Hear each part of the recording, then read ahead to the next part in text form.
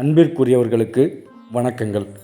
இன்றைய வீடியோ தொகுப்பில் முருகப்பெருமானோடு பேசிய நெட்டூர் அப்ரானந்த சுவாமிகளின் வரலாறு குறித்து பார்க்கலாம்.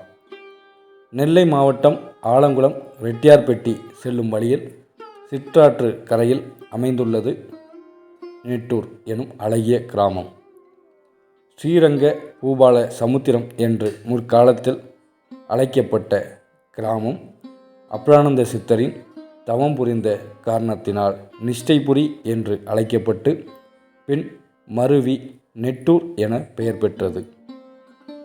எல்லாம் வல்ல முருகப்பெருமானின் மூலஸ்தானம் அருகே சமாதி நிலை பெற்றார் அப்ரானந்த சுவாமிகள்.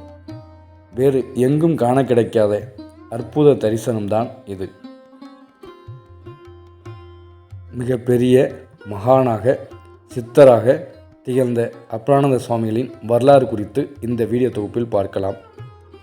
தூத்துக்குடிக்கு அருகில் உள்ள பட்டினமருதூரில் சகல கலைகளிலும் வல்லவரான மகாராஜ புலவரும் அவரது மனைவி மதுரவல்லியும் வாழ்ந்து வந்தனர். அவர்களுக்கு 8 குழந்தைகள்.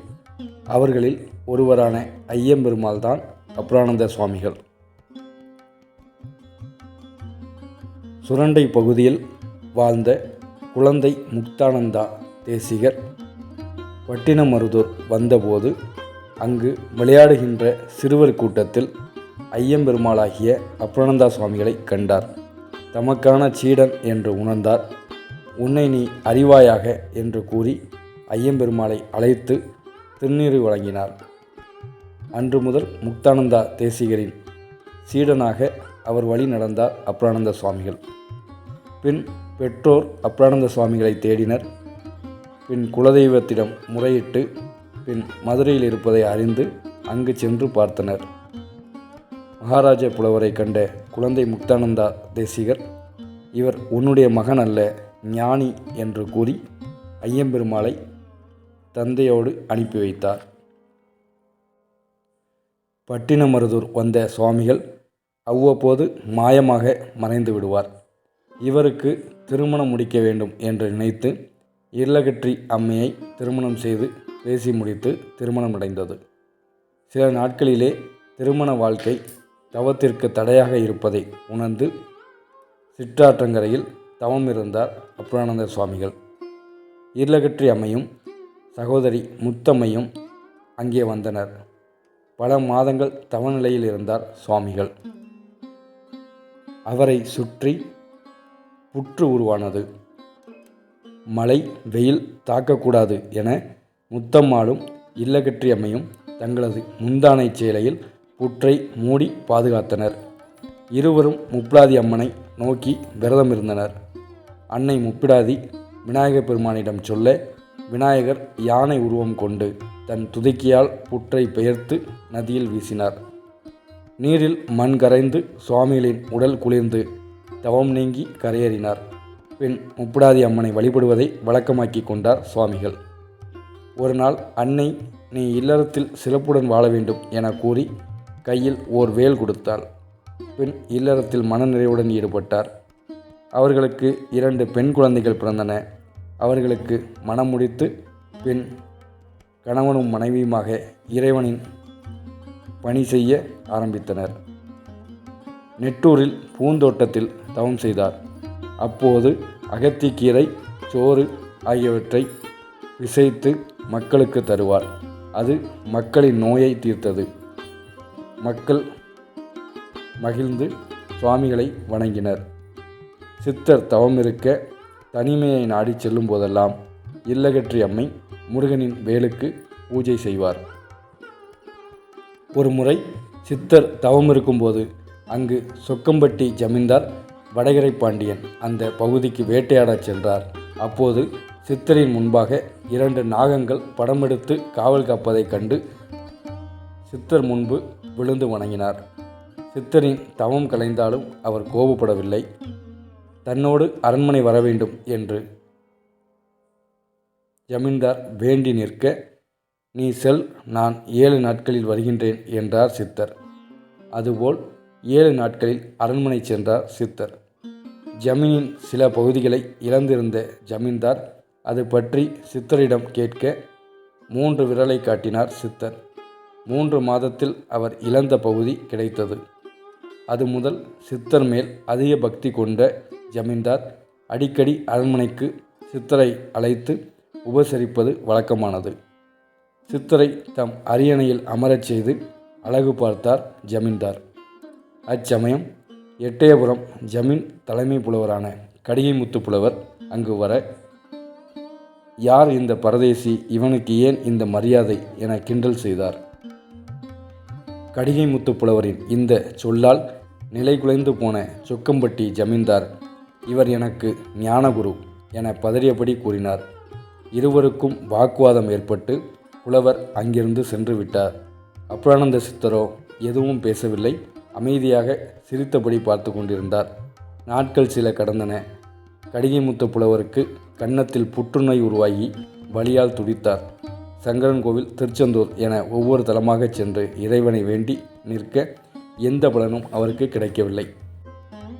ஒருமுறை செந்தூர் கடற்கரையில் கண்ணயர்ந்திருந்த புலவரின் கனவில் தோன்றிய முருகப்பெருமான், என்னுடைய சீடனை நீ பழித்து விட்டாய், நெட்டூர் போ, அவன் கையால் உணவு வாங்கி சாப்பிடு, அனைத்தும் சரியாகும் என்று கூறினார். புலவர் விடிந்து முடியாததுமாய் நெட்டூர் வந்து தியானத்தில் இருந்த அப்ரானந்த சித்தரின் காலில் விழுந்து வணங்கி நிற்க, உண்மை நிலை அறிந்த சித்தர் தான் தவப்பிச்சையாக வைத்திருந்த அன்னத்தை புலவரின் கன்னத்தில் தேய்த்தார். 3 நாட்கள் தான் தவப்பிச்சை எடுத்து வரும் உணவை சாப்பிடும்படி கூறினார். புலவரும் அப்படியே செய்தார். புலவரின் நோய் பரிபூர்ணமாக தீர்ந்து போனது. ஆனந்த கண்ணீரில் நின்ற புலவர் அப்ரானந்த ஆனந்த மாலை என்ற பாடல் தொகுப்பை பாடி சித்தர்வசம் சமர்ப்பித்து வணங்கி விடைபெற்று எட்டயபுரம் சென்றார். பின் ஓர் நாள் சித்தரை தரிசிக்க வந்தார் சொக்கம்பட்டி ஜமீன்தார்.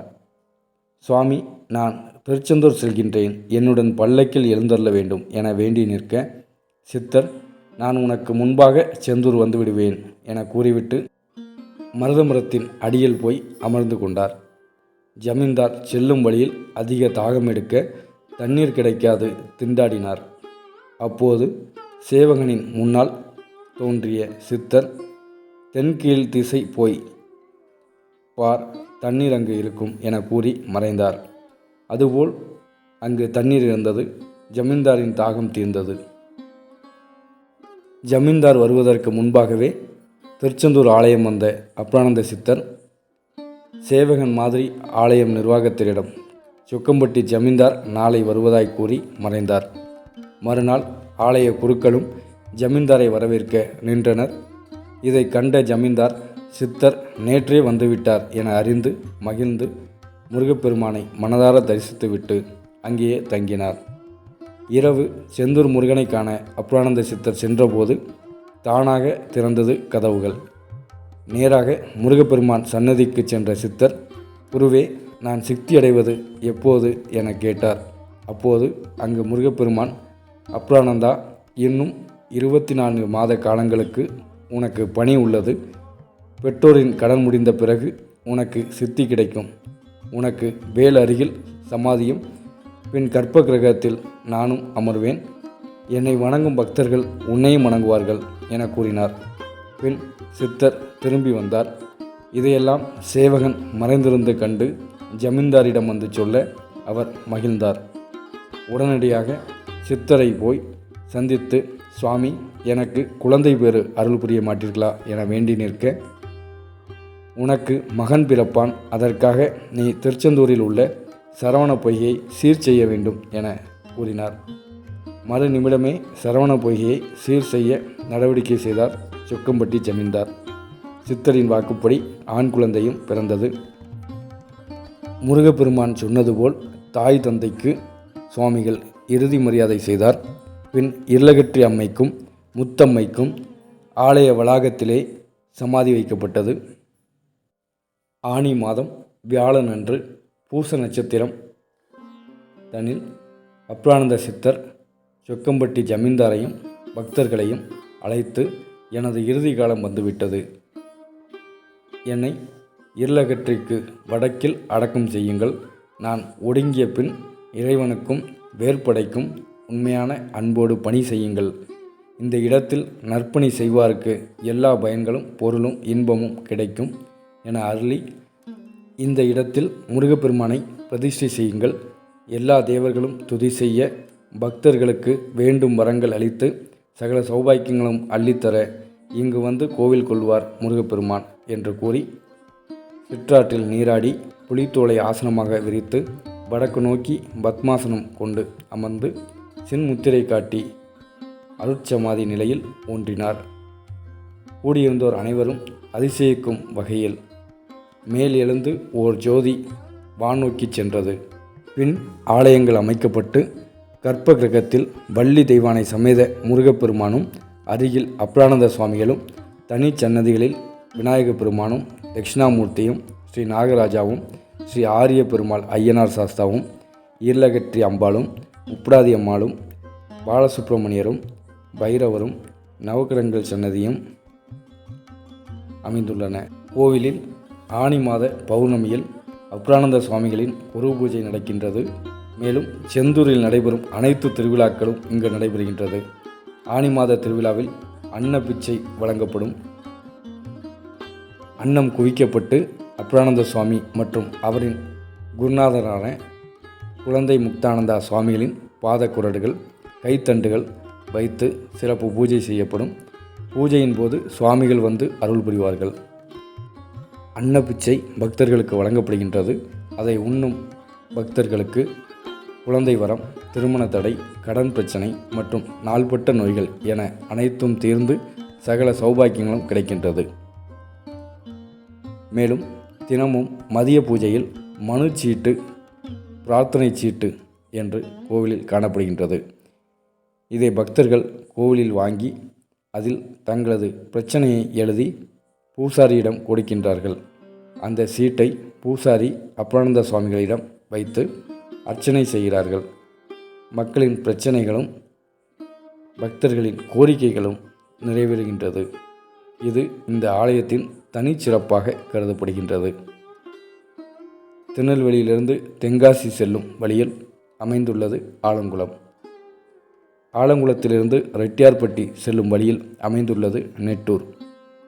தினமும் கோவிலின் நடை காலை 6 மணியிலிருந்து 1 மணி வரையும், மாலை 4:30 மணி முதல் 8:30 மணி வரையிலும் திறந்திருக்கும். முருகப்பெருமானின் பொற்பாதங்கள் போற்றி, அப்ரானந்த சுவாமிகளின் பொற்பாதங்கள் போற்றி. நற்றுணையாவது நமசிவாயவே. சிவாய நம. நன்றிகள்.